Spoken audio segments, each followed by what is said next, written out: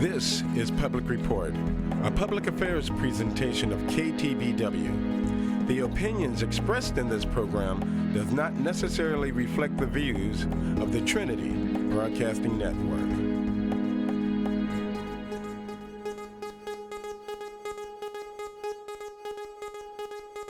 Hi, welcome to Public Report.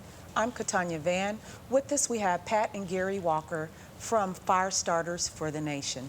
Welcome. Thank you for joining us today. Thank you, Katanya. Thank you. So I'd like to start by talking to both of you about who you are and how you started with Firestarters for the Nation. Well, my name is Pat Walker, and I'm Muskogee Creek. My people originated from Alabama, and we're removed on the Trail of Tears to Oklahoma. My husband and I, we do a work on the reservations, natives ministering to natives. We pray, we preach, we teach, we drum, we dance. We bring in the power of the Holy Spirit. So what about you, Gary? My name's Gary Walker. I'm a Cherokee, and just really glad to be here this morning. And I met my wife in 1989, and my beautiful wife. She's been my helpmeet ever since, and we met here in Tacoma, and then we got married in 1989, and we have 12 grandchildren, and we have let's see, but we have 6 children. I got to when you get over 3, you get this blended family. But we have a blended family, and we've just been really happy together, and we just enjoy Tacoma. We enjoy working with Native American people. We've been I came from the Colville Reservation originally, and came here to Tacoma, and that's when I met Pat. And so we're just really happy to be here and to be a part of Public Report. Amen. That's great. This first segment, we want to talk a little bit about sovereignty. Mm-hmm. And what are some of the issues that Native Americans are facing today dealing with sovereignty?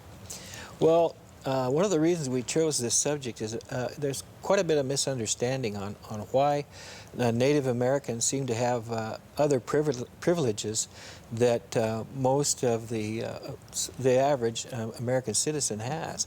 And so today I kind of wanted to explain that. And sovereignty, so I want to kind of explain a little bit about sovereignty. It refers to the tribe's rights to govern themselves. Before the Europeans and other nations came to the United States, they had self-governing bodies in all the different tribes. And so it refers to the tribe's right to govern themselves. It defines their membership, manages tribal property, and regulates tribal business and domestic relations. It also recognizes the existence of a government-to-government relationship between the tribes and the federal government. The Indian tribes were the only ethnic group acknowledged in the U.S. Constitution. Article 1 and Section 8 of the U.S. Constitution says they have nationhood status, that the tribes have nationhood status. In 1830, the Supreme Court Justice John Marshall ruled in the Cherokee Nation versus Georgia that American Indian tribes have a nationhood status and retain inherent powers of self-government. So how important is sovereignty to the Native American community as far as survival? Well, that comes to the part, it says that they have the same, to our Native American people, it makes it that we have legal rights of U.S. citizenship, and we retain unique rights such as fishing and hunting, water use, and gaming operations. All this is based on the legal foundations of our treaties and provisions of sovereignty. So do all tribes have sovereignty? Not all tribes, only federally recognized tribes under the treaty agreement. These tribes have a government-to-government relationship with the federal government and are eligible for funding and services from the Bureau of Indian Affairs. So what would separate them? What would be the difference between the two tribes? Okay, in our state we have 29 federally recognized tribes, and we have four tribes that aren't recognized federally. So sovereignty varies with each tribe on how their treaty reads. And so the tribes that do not have a treaty or aren't under a treaty right, they're not recognized as a federally recognized tribe, so they don't have the benefits that come from federal recognition. So they don't receive help from the federal government in areas of social, social programs and different programs like that. And they usually don't have a reservation. Usually a federally recognized tribe has a reservation that was allotted to them by the federal government. So those tribes that don't have the federal recognition governments, Yeah. how do they survive? They have the same status that, say, you and I, or say a person has as a U.S. citizen. And so what they do is they have a job. They're part of the regular system of the state of Washington and the city and that kind of thing. They don't have the privileges that are granted to federally recognized tribes. Although the unrecognized tribes have applied for recognition, and so they're working usually in the courts and with the federal government, trying to be recognized as part of the Indian community and part of the being able to receive those benefits that are granted to the recognized tribes. So how is each tribe governed? They're governed by tribal council men and women. Yeah, they're governed by a tribal council. What are some of the problems or challenges tribes have maintaining their sovereignty in the communities? Well, probably one of the biggest problems they've had has been in the area of hunting and fishing rights. Have been a big issue here in the state of Washington. Non-Indians and the state of Washington have tried to make the tribe subject to the state hunting and fishing regulations. However, in the Northwest, the rights of the tribes to fish at all their usual and accustomed grounds, both on and off the reservations, has always been upheld in the United States Supreme Court. See, the native tribes of the state of Washington aren't subject to the state of Washington. They're actually subject only to the federal government, and that's where one of the big issues has come in.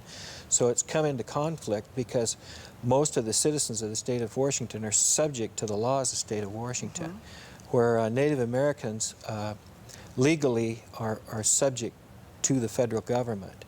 And they're actually, the United States Congress is the one that actually does business and how would I put it, distributes benefits and that kind of thing through the Bureau of Indian Affairs. Yeah. So do the governments, the local government and tribes, do they work hand in hand on some of the issues that you're dealing with? Yes, they do. There's always negotiations going on between the state of Washington and the different 29 tribes of the state of Washington. They do negotiations over treaty agreements, over gambling, the gambling businesses and things like that. They negotiate different places, but actually most of the rules and regulations are set by the federal government. So where is your Fire Starters for the Nation located? We're located out of South Tacoma. We're at Waller and Military Road down in South Tacoma. That's where we're located at. Is there room for volunteers? Go ahead, Pat. I think she's our administrator, so I'm going to turn that part over to her. Our home base is in Tacoma, and actually our ministry involves a lot of travel, and we go and minister on reservations as those doors open.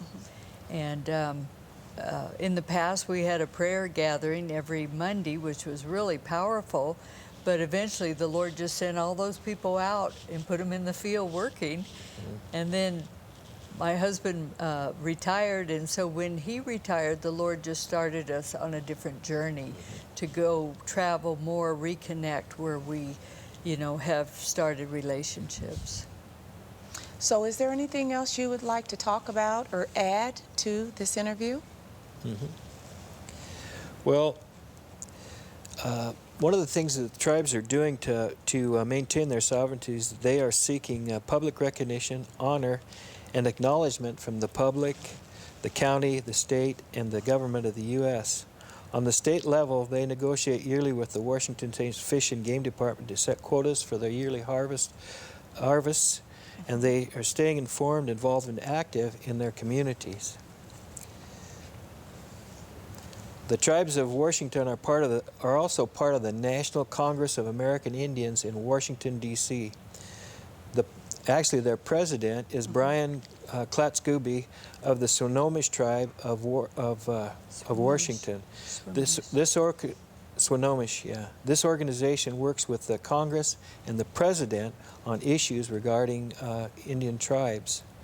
The tribes are also promoting education regarding their tribal sovereignty, their history, language, customs, and traditions, and putting them to use, and are establishing treatment centers, health and welfare facilities, higher education with colleges and libraries.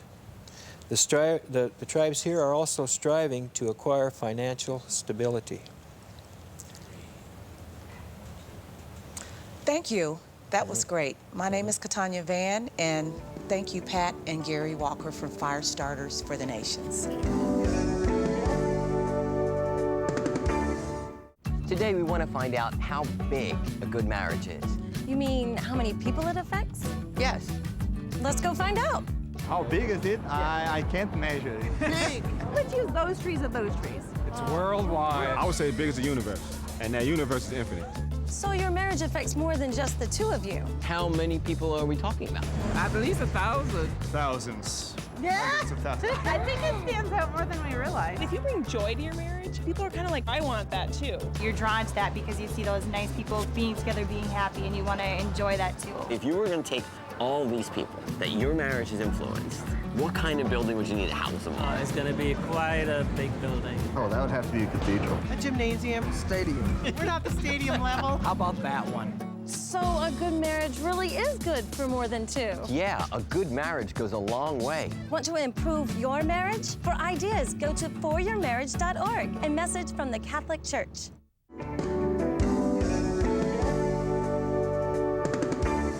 Hi, welcome back to Public Report. I'm Katanya Van. My guest today is Mr. Gary and Mrs. Pat Walker from Fire Starters for the Nations. Thank you for joining us back. Thank you for having us. Great. This session, we're going to talk a little bit about identity. So I know on the reservations, some of the Native Americans are having identity issues. So can you elaborate on that for me? On our reservations, there's a lot to overcome, and two of the biggies are identity and self-worth.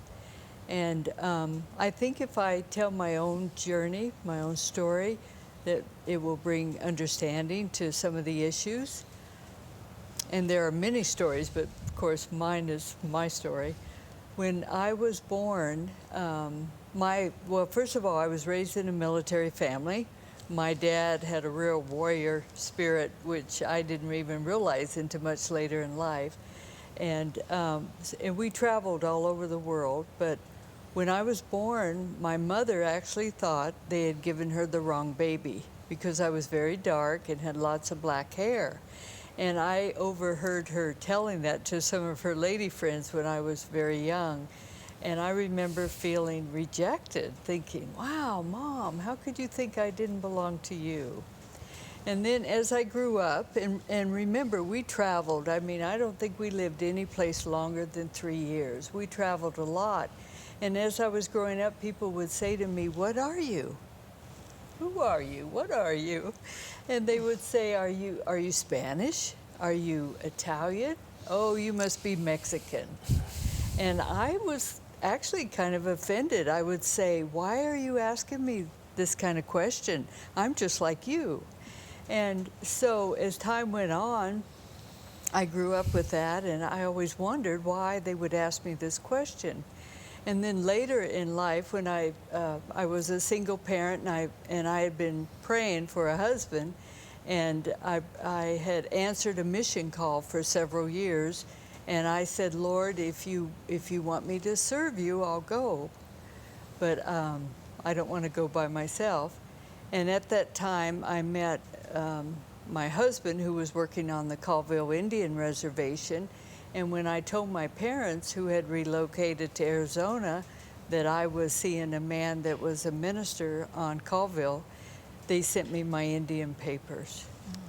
So I finally found out who I was and what I was. And that started me on the journey of reading, studying the history of my people. And I have to admit that I went through lots of emotions, anger and crying and sadness, you know. When I read about the Removal Act, I read about the treatment of the people, it just broke my heart. And then eventually I came up out of that, and that very story gave me a heart and compassion to help my people. And so, anyway, like I said, I found that knowledge very completing.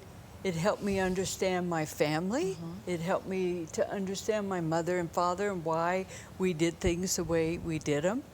And like I said, I realized that my dad had a warrior calling on him. He wanted to serve his country. He wanted to protect this land. So the pieces came together with that knowledge. So, you may say, why did your parents not tell you who you were? And the truth is because it was not very popular to be a Native American. If you could get away with not being a Native American and be identified in another way, there were more opportunities for you. So can you tell me what was associated with being a Native American? Native American people, because of the history of the people, which I want to go into, have been treated with people of no worth or value. And even though we were here first on the land, and we tried to integrate with the settlers that came to our land and build relationship and learn from them and then from us, greed took over and the desire for our land, and all that resulted in the Removal Act of 1830, when many of the tribes on the East Coast, including mine, including my husband's, we were removed off of our land. Wow. So what type of programs are offered through Firestarters for the Nations? Well, when we go out and speak, we often talk about, like I said, the Removal Act. Okay. After the Removal Act, treaties were put into place, and the treaties were not honored, so that created lack of trust. And then our children were taken out of the homes, and tribal people are very community people. The warriors, part of their duty is to protect the community. They're the hunters too, and the women, they both hunt actually. But when the children were taken out of the home at very young ages, it just messed up the children and messed up the communities too. So when you added that onto the removal from the land you got your being off of, and then broken families, the broken promises, it just really created upheaval and lack of self-worth in individuals. Maybe you should explain where they were removed to, Pat. You didn't. Do they have residential schools? When they were removed, they were put on reservations, and actually, what happened back east set a precedent for the entire United States. So when we go out and minister, what I feel is, and I hope that we show an embracing of who we are, an embracing of our culture, an embracing of our regalia, an embracing of our ways and our honoring our elders and our vets. When we have ceremonies, we have time of honoring all the vets. It doesn't matter if they're native or non-native. These are awesome ways of our people that personally I feel many could learn from. And then our elders are esteemed for their knowledge and wisdom and sought after. And even if we have big tribal dinners, our elders, if they cannot serve their own plate, they don't even have to serve their own plate. They have young people that will go and fix them a plate and be there for them. Do you want more coffee? Do you want more of this? Or whatever.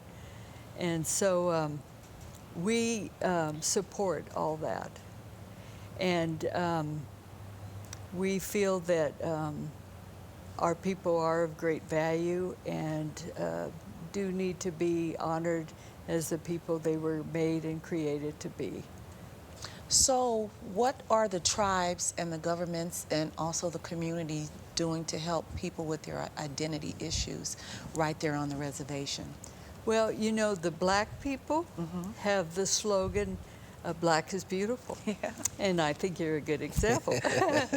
But our Native people, our slogan is Native Pride.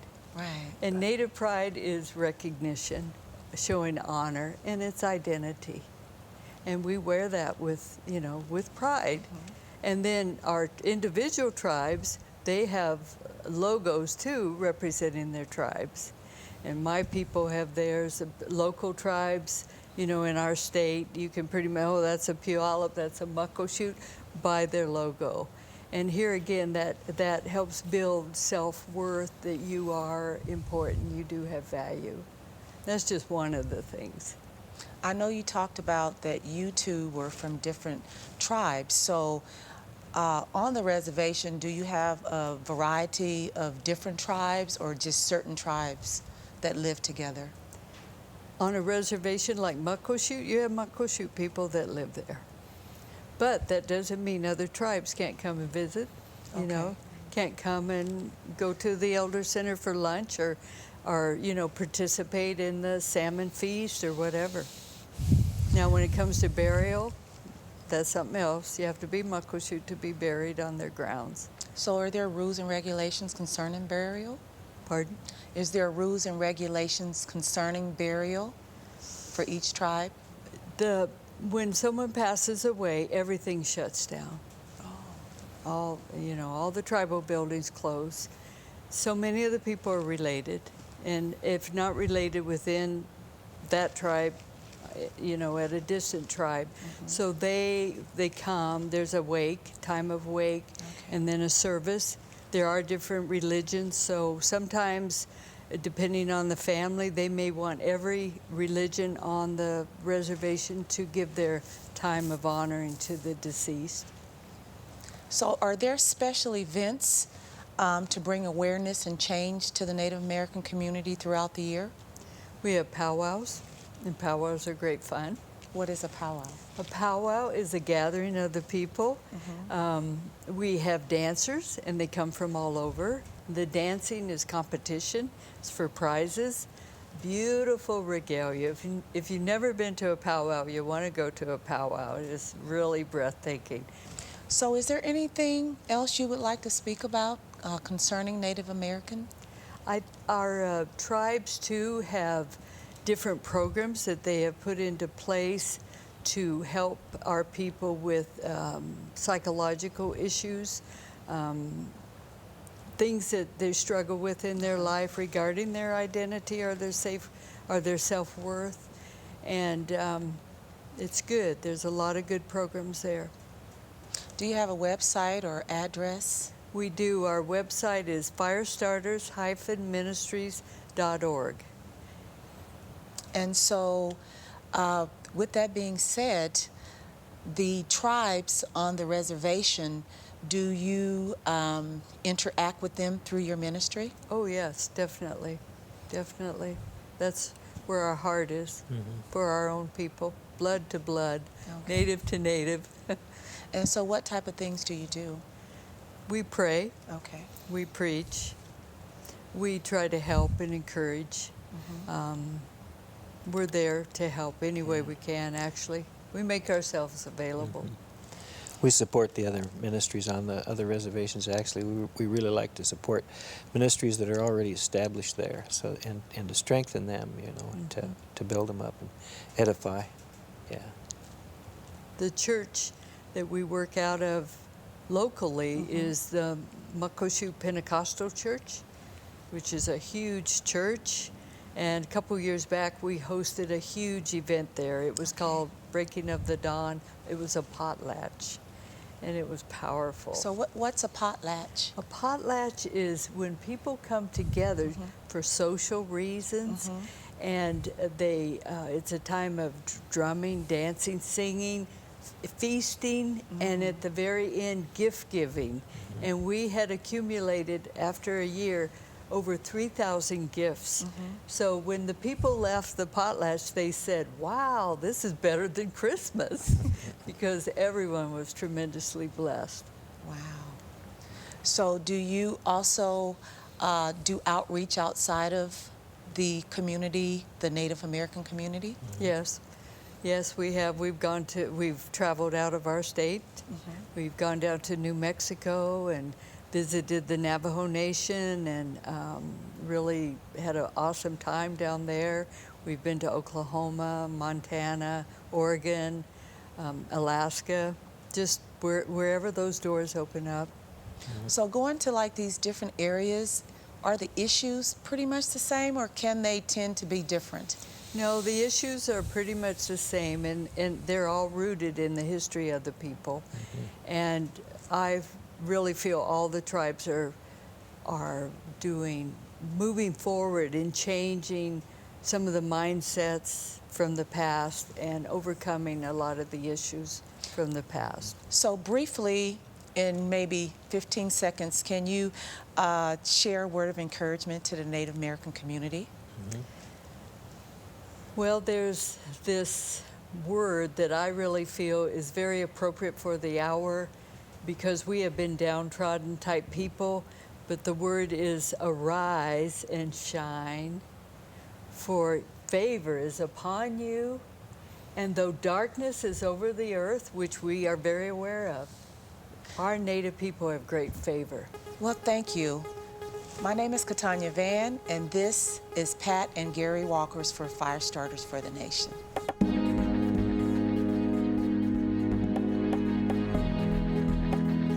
You've been watching Public Report, a public affairs presentation of KTBW. The opinions expressed in this program does not necessarily reflect the views of the Trinity Broadcasting Network.